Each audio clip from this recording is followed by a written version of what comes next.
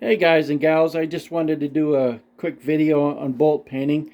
I'm a cheap old guy and I didn't want to pay 45 bucks for all new bolts when I can make these look nice and not pay the money. What I do is I wire brush them, I clean them up nice, and when I paint them, I set them in a box like this. I actually drill holes so they don't, it's a pain in the ass not to drill holes, so they fit nice and tight. What I use is just Rust-Oleum. This is epoxy paint, which is takes a long time to dry, but it's really hard. And you don't want to put it on too thick. Follow directions.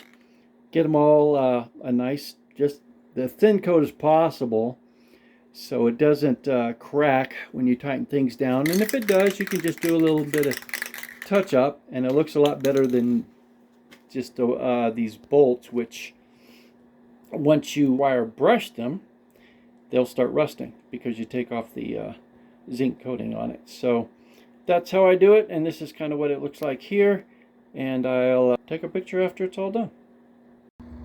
And the finished product, as you can see, I kept the bolts up high so they weren't flat, and that way you don't get the spray bounce back and it's a big mess because it gets really thick. So I set them up all high with epoxy paint.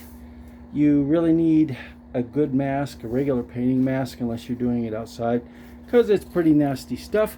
The shop was about 25 degrees, but I throw in a couple little heaters here and warm up. Our fiberglass section was a total disaster, but I haven't done fiberglass in a while, and it ended up being storage for stuff. So these look really nice. Like I said, just a thin coat of epoxy paint, which is really tough. And again, if you get a little, when you do tighten everything down, if you get a little chip or something, you can just touch it up and it'll all look great, because it's not like you take these bolts on and off all the time. These are actually the water pump bolts and the intake bolts. So there you go.